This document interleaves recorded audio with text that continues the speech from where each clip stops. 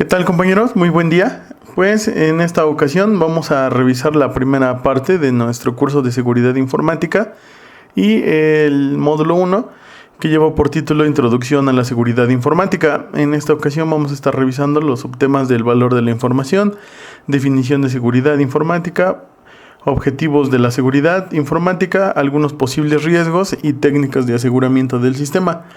Posteriormente vamos a estar realizando nuestra práctica. Entonces, esta unidad la vamos a revisar en 2 sesiones, que sería el día de hoy y el día de mañana la parte práctica. Y pues vamos a comenzar. Para comenzar, quisiera que comentáramos un poco sobre la pirámide que aparece en pantalla, que lleva por nombre la pirámide de la información. Como vemos, en la base encontramos 2 datos, un peldaño más arriba la información, conocimiento y llegamos a inteligencia. ¿Por qué? Porque como vamos a estar tratando sobre un curso sobre cómo asegurar nuestra información, pues primero debemos definir pues qué cosa es la información, cómo se diferencia de los datos y qué diferencia hay entre estos 4 conceptos que aparecen ahí en la piramidecita esta. Entonces vemos que dato es un... Bueno, en el diccionario de la Real Academia nos dice que un dato es información dispuesta de manera adecuada para su tratamiento por una computadora. Y en la definición de información nos dice que es un conjunto organizado de datos procesados que se constituyen un mensaje que cambia el estado del conocimiento de sujeto o sistema que recibe dicho mensaje. O sea, como vemos, estos 2 conceptos están interrelacionados entre sí. Los datos vienen a ser las unidades de información antes de ser procesadas y que están almacenadas en un dispositivo sobre los cuales cuando nosotros los procesamos a través de un sistema, lo que obtenemos pues es información. Ahorita vamos a ver unos ejemplos más a detalle y recordar también que cuando nosotros ya hemos procesado estos datos y ya obtuvimos información de ellos, lo que generamos es conocimiento. Y el conocimiento es el conjunto organizado de datos e información que nos permiten resolver un determinado problema o tomar alguna decisión. A nivel de sistemas de la información, podemos hacer la analogía, por ejemplo, en un sistema de administración de algún negocio, un ERP, por ejemplo, donde los datos vienen a ser cada una de las unidades que contienen en sus bases de datos. Pueden ser datos de cliente como su nombre, su apellido, su dirección, correos electrónicos, etcétera, pero que por sí mismos no nos representan nada. Si ahorita yo les vendiera una base de datos de la institución a la que pertenecemos, en el caso del ICATLAC o en el caso de ustedes de la universidad, pero lo que yo les entregara fueran únicamente datos, o sea, por ejemplo, muchos apellidos, muchas fechas, pero que no sabemos exactamente qué significan, pues no nos serviría de gran cosa. Más sin en cambio, yo les digo, por ejemplo, aquí van muchos correos de docentes de la universidad, pues entonces podríamos vender esto que ya es información para que pues alguna compañía la compre para mandar spam, para vender libros, para vender información, etcétera. Entonces vemos ahí la diferencia entre datos e información. Cuando en las empresas, una vez que ya han tratado sus datos y esta información la utilizan para tomar alguna decisión o para entender mejor cómo funciona su organización, estamos hablando de conocimiento. Y un peldaño más arriba está la inteligencia, que son programas informáticos que ejecutan operaciones comparables a las que realiza la mente humana, como por ejemplo la toma de decisiones, el aprendizaje, el razonamiento lógico, y todo esto lo hacen de manera automatizada. Entonces podríamos estar hablando de que nuestro sistema de información ya tiene cierto grado de inteligencia, que sería por ejemplo lo que busca pues toda la parte de la inteligencia artificial, que a través de el conocimiento que hemos obtenido al tratar los datos de alguna empresa, a nivel gerencial les podamos entregar reportes que tengan pues cierto grado de inteligencia, que por sí mismos le permitan tener un razonamiento un razonamiento lógico cercano al que tenemos como seres humanos, como pues en este caso la lógica difusa, que tengan cierto grado de aprendizaje, técnicas como las redes neuronales, y además que traten de aproximarse al razonamiento que tenemos como seres humanos para poder tomar pues decisiones. Entonces también vamos a presentar un gráfico más abajo que nos muestra cómo a través del procesamiento de datos es que obtenemos información y cómo la información nos permite tomar decisiones. Con esto tenemos un resultado. Hay un aprendizaje en este proceso y a esto es lo que le llamamos conocimiento. Muy bien, pero entonces computacionalmente o informáticamente hablando, ¿qué son los datos? Para ello hay una lectura que está en internet gratis, es muy utilizada en temas de software libre y este tipo de cosas, pero vamos a dejar únicamente la primera parte de esta lectura. Pueden buscar lo que sigue, está en muchos blogs, foros, etcétera, es como humor y se llama el Génesis informático. Entonces ahí nos dice que básicamente qué son los datos, ¿no? Y nos dice que al principio Dios creó el bit y el byte y de ellos creó la palabra. Y entonces hubo 2 bytes en una palabra y nada más existía. Dios separó el 1 y el 0 y vio que esto era bueno, y entonces Dios dijo, hágase el dato. Pero entonces de esto inferimos que los datos, pues al final de cuentas, pues son bits. Los bits al final de cuentas, pues son pulsos eléctricos. Una de las primeras computadoras que existió, que la vamos a poner aquí en pantalla, fue la ENIAC. La ENIAC era Numerical Integrator and Computer. Esta fue una de las primeras computadoras de propósito general, pero tenía la característica de que era decimal, o sea, tenía base 10, utilizaba pues todos los dígitos del 0 al 9.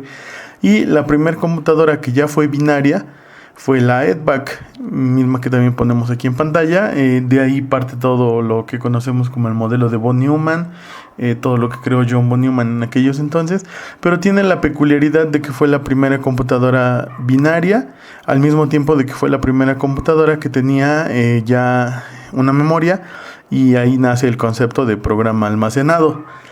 Entonces, en esta computadora ya existían pues bits, unos y ceros. Sabemos que un cero es un pulso o un voltaje que está entre 0 y es menor a 2 volts. Entre 0 y menor a 3, estamos hablando de un cero lógico, mientras que sin una medición que vaya de 3 a 5 volts, entonces estaríamos hablando de un 1 lógico. Y al final de cuentas, pues toda nuestra información son pulsos eléctricos almacenados en unidades como nuestros discos duros o nuestras memorias USB, y de ahí tenemos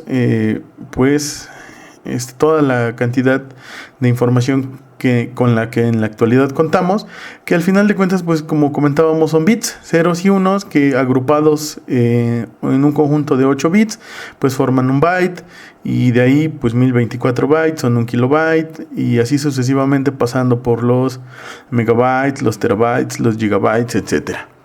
Entonces nuestra información, o la información que debemos proteger, pues básicamente es bits guardados en algún dispositivo de almacenamiento, pero que al ser procesados nos representan algo, y esta es la información. Si nosotros pudiésemos acceder a una cadena de bits como tal y sin saber qué significa, pues tendremos muchas posibilidades. Esa misma cadena de bits puede ser números, puede ser letras, puede ser píxeles de imágenes, puede ser parte de una onda de audio o incluso de video. Y cuando nosotros la hemos procesado haciendo uso del equipo de tecnología, pues entonces tenemos información. Y en la seguridad de la información debemos señalar que el manejo de toda la seguridad de la información pues está basado en la tecnología, y debemos saber que puede ser confidencial. La información está centralizada y puede tener un alto valor, ya que esta puede ser divulgada, puede ser mal utilizada, puede ser robada, borrada o saboteada. y esto afecta su disponibilidad y la pone en riesgo. La información es poder, se dice actualmente, y según las posibilidades estratégicas que ofrece tener acceso a dicha información, podemos nosotros hacer una clasificación de la información. La información se puede clasificar en crítica, valiosa y sensible. La información crítica es aquella que es indispensable para las operaciones de una empresa o organización. La información valiosa es un activo de la empresa que contiene mucho valor, y la información es sensible porque debe de ser conocida únicamente por las personas que están autorizadas para ello. Existen dos palabras muy importantes que se utilizan en toda esta parte de seguridad de la información y son riesgo y seguridad. Se dice que el riesgo es la materialización de vulnerabilidades identificadas, asociadas con la probabilidad de que éstas lleguen a ocurrir, amenazas expuestas, así como el impacto negativo que ocasiona a las operaciones del negocio u organización. Y la seguridad es como que la forma que nosotros tenemos para poder protegernos y evitar o minimizar estos riesgos. Vamos a ver algunos ejemplos actuales de casos en que información crítica, valiosa o sensible pueda llegar a malas manos y que ésta pueda considerarse pues un ataque informático y las consecuencias que puede llegar a tener. Hemos seleccionado un conjunto de 9 notas recientes, lo más actuales posibles, que nos muestran por qué es importante tratar sobre seguridad de la información y lo peligroso que es no estar bien protegidos en la actualidad. En la primera nota vemos que Rusia hackeó el correo del exsecretario de Comercio británico y robó información clasificada de las negociaciones comerciales entre Estados Unidos y Reino Unido. Vemos aquí un ejemplo de un ciberataque a escalas pues mundiales, con las graves consecuencias que esto puede llegar a traer. También un ex ingeniero de Google fue sentenciado a 18 meses de prisión por robo de secretos comerciales. También vemos notas como que durante esta pandemia por coronavirus pues hay intentos de robo de información pues muy comunes. Y vemos aquí una nota que nos dice que el robo de identidades y fraudes han crecido hasta un 9000% en esta pandemia, ya que como las personas trabajamos desde nuestros hogares, pues somos más susceptibles para ser hackeados si es que no contamos con las barreras adecuadas para protegernos. Vemos aquí otra nota donde roban información de clientes de un banco en un ataque cibernético, y pues ya sabemos que es muy delicado tratar con información bancaria, pues porque es al final de cuentas pues con el patrimonio de las personas. También vemos que fraudes en consumo electrónico se disparan un 400% durante el confinamiento. Esto es tanto en suplantación de identidad, robo de datos bancarios, etcétera, y son estos algunos de los delitos en los que están más expuestos los consumidores del e-commerce. Vemos aquí cómo la seguridad de la información o esta parte de los hackers pues está en todos los ámbitos de la vida humana, incluso en el fútbol.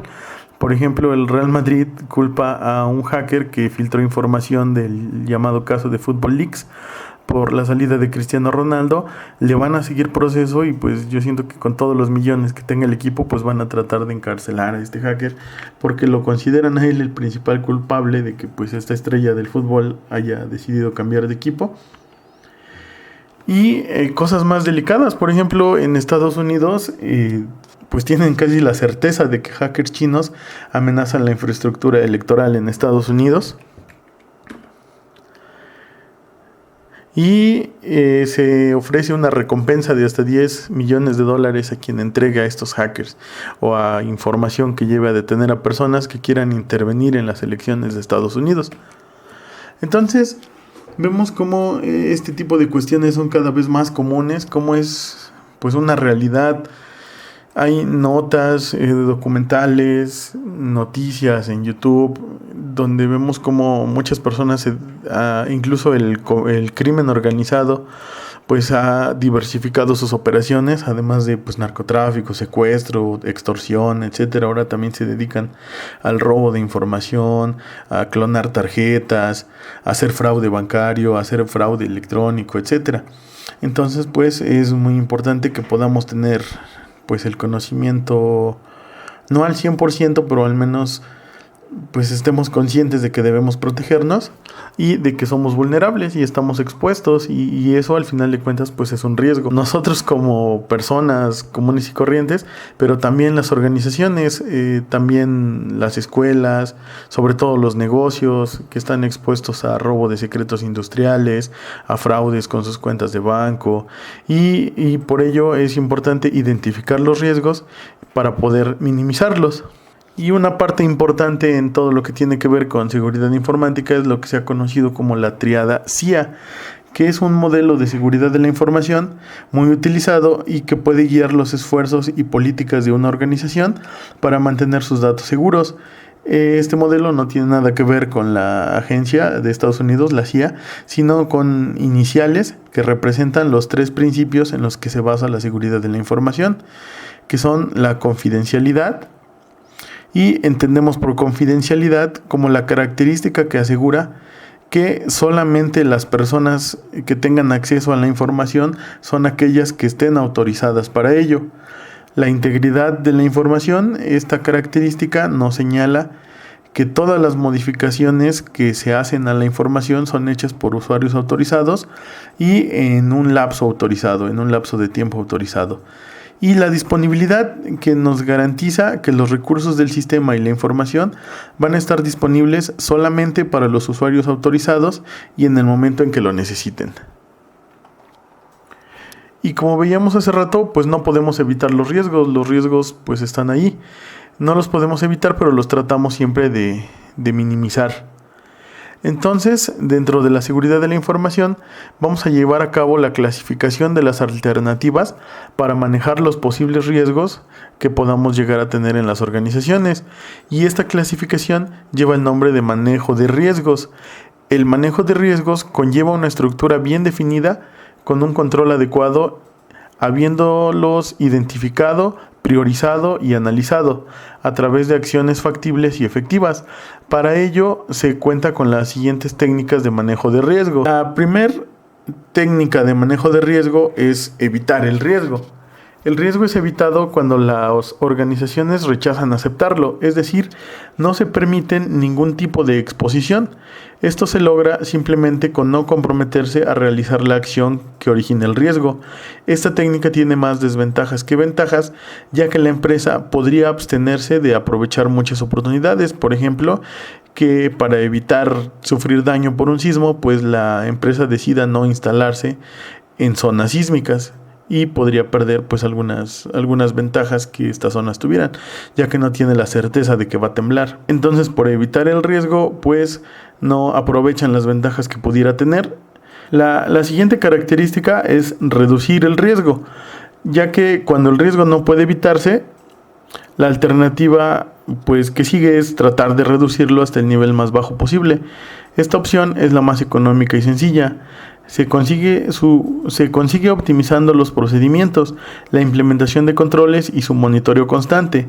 Por ejemplo, pues no fumar en ciertas áreas, instalaciones eléctricas antiflama, planes de contingencia, etc. Y otra opción es retener, asumir o aceptar el riesgo. Y este es uno de los métodos más comunes al manejar el riesgo.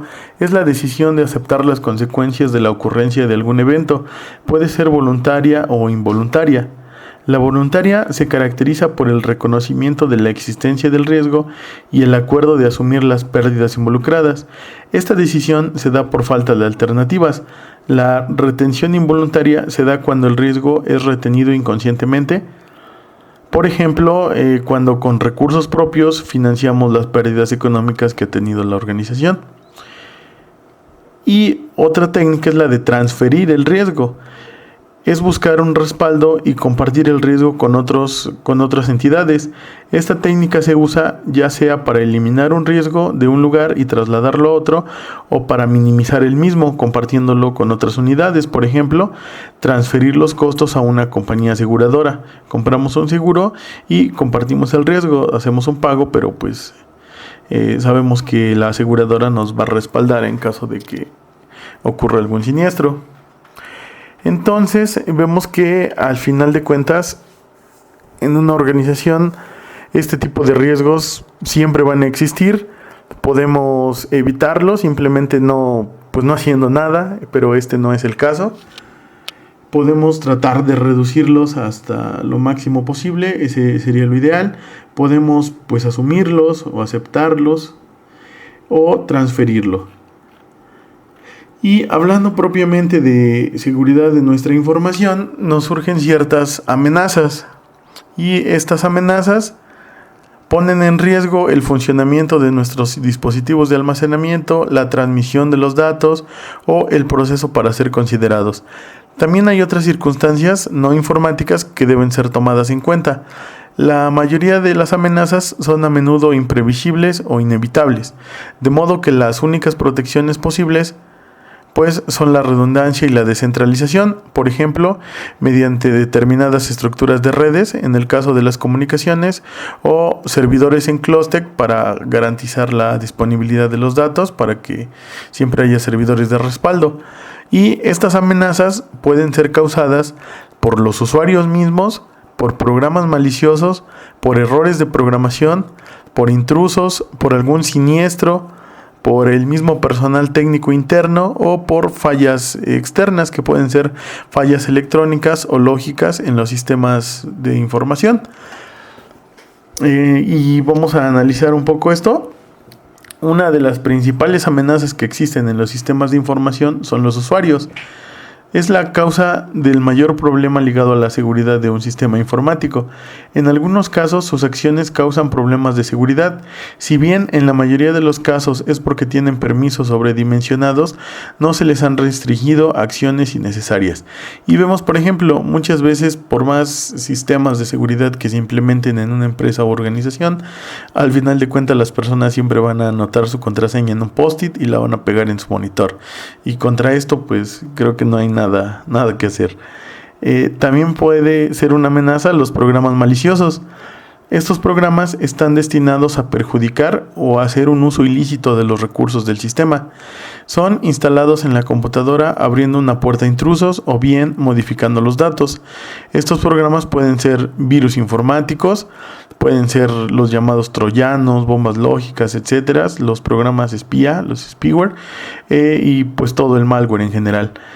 También puede ser una amenaza los errores de programación. Cuando hacemos sistemas, pues tratamos de ver los requerimientos, de hacer una interfaz gráfica a la altura de los requerimientos del usuario, pero a veces puede llegar a haber errores de programación y estos son considerados una amenaza, porque pueden ser usados como exploits por los crackers, aunque se dan casos donde el mal desarrollo es en sí mismo una amenaza. La actualización de parches de los sistemas operativos y aplicaciones tratan de evitar este tipo de amenazas. Pero generalmente pues hay que tener cuidado al hacer los sistemas, aunque pues siempre ocurre algo. Otra amenaza son los intrusos, personas que consiguen acceder a los datos o programas que usualmente no estaban autorizados, pero que consiguen entrar al sistema y pueden pues robarse la información, alterarla o denegarla. Otra amenaza puede ser un siniestro, un robo, una inundación, un incendio, etc. Una mala manipulación o una mala intención derivan en la pérdida del material o de los archivos. Personal técnico interno, técnicos de sistemas, administradores de base de datos, ingenieros de software, etc. Los motivos que se encuentran entre los habituales, por ejemplo, son disputas internas que se pelean y sabotean desde adentro de la organización, problemas laborales, despidos, fines lucrativos, espionaje, etc. Todas estas son amenazas que existen en los sistemas de información y que deben ser pues combatidas. Todo ello conlleva a que existan actores que amenazan la seguridad de la información. Y vamos a ver pues algunos de ellos. El más común, que últimamente sale mucho en las películas, en las series, etcétera, son los hackers, que son personas con amplios conocimientos en tecnología.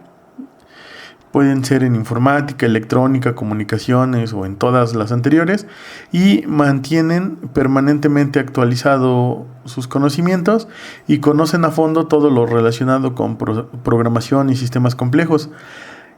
Son investigadores natos que se inclinan ante todo a conocer lo relacionado a las cadenas de datos cifradas, la posibilidad de poder acceder a cualquier tipo de información segura, y estas habilidades que poseen les dan una experiencia que les permite acceder a sistemas de información sin ser descubiertos, y también les da la posibilidad de difundir sus conocimientos para que otras personas se enteren de cómo es que realmente funciona la tecnología y conozcan las debilidades de sus propios sistemas de información. También está otro ente que es el cracker, que es aquella persona con comportamiento compulsivo que alardea de su capacidad para reventar sistemas electrónicos e informáticos. Un cracker es un hábil conocedor de programas de software, también de hardware, y diseña y fabrica programas de software que tienen como objeto tirar las telecomunicaciones, alterar un software y tomar el control de otras computadoras remotas o de sabotear los sistemas de información. Bien, y ahora que sabemos que nuestros datos pues son bits almacenados en alguna unidad de almacenamiento y que al ser procesados se convierten en información, y que esta información puede llegar, no es que siempre, pero puede llegar a ser información sensible o que puede utilizarse para algún mal uso. Y vimos también que tenemos amenazas a esa información y actores que detonan estas amenazas. Pues vamos a ver qué podemos hacer para defendernos, algunas técnicas de aseguramiento de la información. Una de ellas pues es codificar la información, encriptarla, y esto a través de contraseñas que sean difíciles de averiguar a partir de los datos personales del individuo. No hay que ponerle admin a todos los sistemas.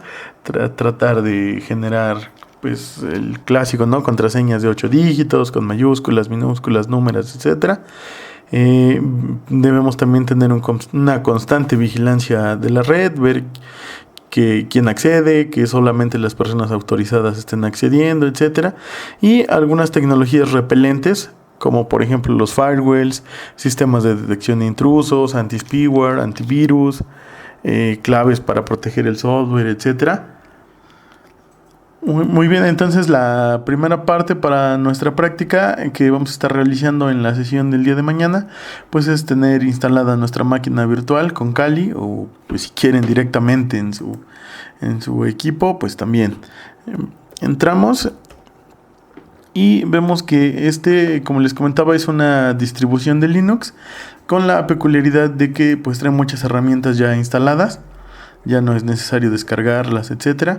Tiene herramientas para recopilación de información, análisis de vulnerabilidades, análisis de aplicaciones web, evaluación de bases de datos, ataques de contraseña, ataques inalámbricos, ingeniería inversa, herramientas de explotación, sniffing, qué hacer después de la explotación, análisis forense, herramientas de reporte, herramientas de ingeniería social, etcétera.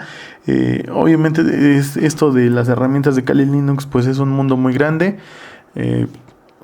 Habría que estar mucho tiempo visitando foros y visitando wikis para ver cómo funcionan todas las herramientas. Entonces vamos a simplemente estar utilizando algunas de ellas para tratar de pues no de atacar ni mucho menos, y sobre todo pues no vamos a hacer las prácticas con el servidor de nuestras instituciones o así. Traten en la medida de lo posible de, si tienen algún hosting propio o algo así, pues de hacer la práctica con ello para no meternos en algún problema o algo que nos vayan a decir. Entonces el día de mañana, como les comentaba, vamos a estar haciendo nuestra primera práctica en la parte, en el menú número 8 de herramientas de explotación. Tenemos ahí el framework de Metasploit. Lo vamos a abrir y sobre este framework es en el que vamos a estar tratando de dado un servidor, un hosting de alguna página web, vamos a tratar de acceder a algunos datos que para nosotros puedan representar información, no necesariamente información confidencial, sino pues simplemente información. Vamos a ver que a través de una URL pues podemos acceder a la IP, podemos ver en qué hosting pues se ha comprado este dominio, qué empresa es la que está proveyendo el hosting. Vamos a tratar de ver a nombre de quién está registrado pues este hosting. También vamos a tratar de descubrir algunos correos electrónicos que estén ligados a este hosting. Y ya esta sería como que la primera parte de un ataque. Pues si nosotros queremos atacar a una organización, que no quiero decir que lo hagan ni mucho menos, o sea, más bien tratar de entender cómo piensan, pues, bueno, ustedes que trabajan en una universidad, por ejemplo, sus alumnos son muy curiosos y pues tratan de ver todas estas herramientas y de ver qué pueden hacer ahí para sabotear. O también, pues, en las organizaciones como las empresas, pues puede ser la competencia o simplemente para hacer una auditoría de los sistemas de información. Constantemente, yo sé que en la carrera pues generalmente están haciendo sistemas, están subiéndolos a un hosting, están trabajando con información. Entonces pues vamos a ver cómo podrían atacar estos sistemas, entes externos, para después ver cómo podemos defendernos. Vamos a ver entonces, les decía, qué correos están asociados a un dominio, a nombre de quién está registrado, su IP, etcétera, y con base a esta información, pues después pues alguien podría tratar de acceder al cPanel del dominio. Podrían, por ejemplo, pues enviar spam a los correos que salgan ahí, etcétera. Se pueden hacer muchas cosas, pero no vamos a hacerlo. Simplemente vamos a aguantar la tentación, vamos a hacer la práctica y vamos a ver esta información y a no hacer nada con ella. Entonces, pues nos vemos entonces el día de mañana para hacer la práctica. Nada más, pues para ello es necesario simplemente pues instalar el Kali. Les digo que las herramientas ya vienen ahí preinstaladas. Y pues un gusto seguir en este curso. Nos vemos entonces el día de mañana. Un saludo para todos y bye.